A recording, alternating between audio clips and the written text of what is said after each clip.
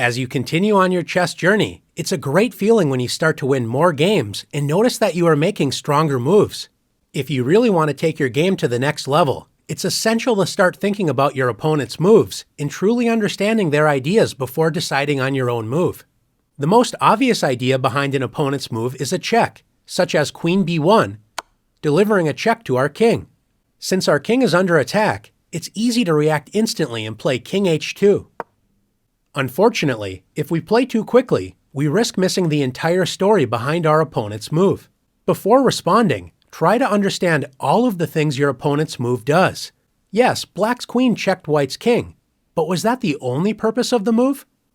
Notice Black's queen was also attacking the unprotected bishop, so Black can play queen takes b5.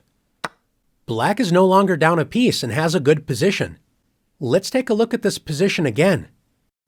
Now that we understand that Black's queen is attacking both our king and unprotected bishop, known as a double attack, is there a way we can both block the check and protect our bishop? If you found bishop f1, great job! We block the check and protect our bishop at the same time, so White is up a piece and enjoys a great position. Now let's take our game to the next level and start to think seriously about our opponent's moves and ideas in the following examples. In this position, after Black plays knight b4, instead of immediately focusing on what we should do, let's make sure we understand the point behind Black's last move. When a knight begins to jump, we want to carefully consider where it may land. Knight takes a2 looks pointless because we can simply capture it with our rook. Where else is the knight attacking? That's right, the pawn on c2. Notice that Black's bishop on f5 is also attacking that pawn. A common mistake is to understand that our pawn is under attack and then decide to move it with c3, attacking Black's knight and moving the pawn to safety. How could this be a mistake? Unfortunately, the knight wasn't just attacking the pawn, it was also attacking the c2 square. So Black can play knight c2 check, forking White's king and rook on a1. White should make the best out of a bad situation and move the king, because if White plays queen takes c2, Black wins a queen for a knight with bishop takes c2. Let's take a second look at this position and try to find a better option for White. Since Black has two pieces attacking the c2 square, and we only have one defender, the queen, what should we do about this threat? If we play e4, trying to block the Black bishop's diagonal, Black will simply capture the pawn with the bishop, and we still have to solve our main problem, the weak c2 square. Feel free to pause the video if you'd like more time to think about the position. If you found the defensive resource knight a3, great job! We don't usually like moving our knight to the edge of the board where it controls fewer squares, but this inconvenience is easier to accept than losing a serious amount of material. Now that c2 is properly protected, we're ready to kick the knight out of our territory with c3. And if Black plays knight takes c2 check, as long as we capture with our least valuable defender first with knight takes c2, bishop takes c2, and queen takes c2, after all of the trades, White is up an extra bishop for a pawn, so Black should have spent more time thinking about the consequences of our knight a3 move before capturing the c2 pawn.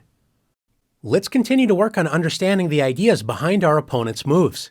In this position, White decides to play queen f6. Take a moment to understand all of the ideas behind White's last move. You may notice Black's rook on d8 is under attack. So with that information in mind, Black may play rook e8, moving the rook to safety and adding a second attacker to the e4 pawn. Before deciding on our move, don't forget to ask, what are all of the ideas behind my opponent's last move? It is true that White's queen attacks 3 pawns, but none of these moves look very good. Remember to always look for checks and captures. In this case, White can win the game immediately with queen g7. Checkmate. After carefully considering all of the ideas behind our opponent's last move, how can we both prevent checkmate and protect our rook on d8? It might not look possible, but your knight on c5 is ready to come to the rescue. Where can you move your knight to stay in the game? That's right, you can play knight e6. This move prevents checkmate on g7 as the knight would simply capture the queen, and it also protects the rook on d8. Knight e6 isn't the first move that may come to mind, but by taking the time to fully understand the ideas behind your opponent's move, we can find these important resources. Sometimes you can make a threat and it seems like your opponent is completely ignoring you. If white plays rook to f1, we may expect black to play rook f8 to protect the hanging pawn on f7. It may come as a surprise to see black play rook to d8. This move seems to completely ignore our threat of rook takes f7. Of course, sometimes your opponent only focuses on their own moves and misses the purpose behind your moves. If you don't see a point behind your opponent's last move, you need to trust yourself and continue with your plan. If it turns out you overlooked a tactic, you will gain a valuable lesson, but you cannot fear threats that you do not see. It turns out that rook d8, lining up with our king, is a very tricky way to defend the f7 pawn. So white should move the king off of the same file as black's rook with a move such as king c4. After rook takes f7, black has a surprising move which wins white's rook. Take a moment to look for this incredible resource.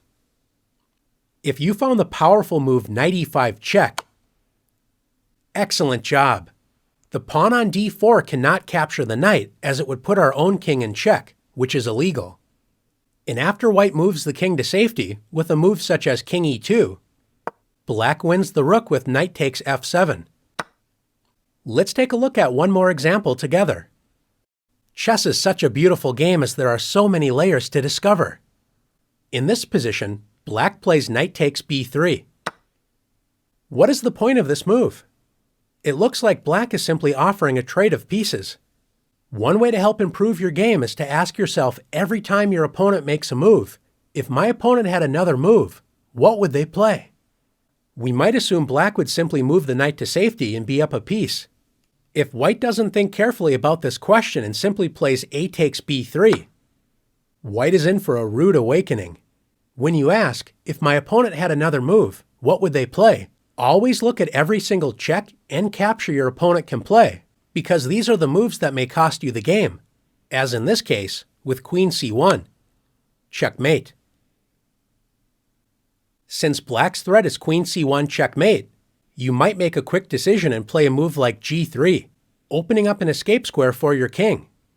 Before deciding to not recapture black's knight and accept being down a piece, is there another way to capture black's knight and prevent checkmate? Notice white's queen is on c7, and it could guard the checkmate square if the c2 pawn wasn't in the way. This means we can play c takes b3. So now black cannot play queen c1, as we would simply capture the queen. You've done an excellent job working through one of the most important skills to develop, always looking out for your opponent's moves and making sure you understand the ideas hidden behind them. Now let's stay alert and remain one step ahead of our opponent's moves and the challenges.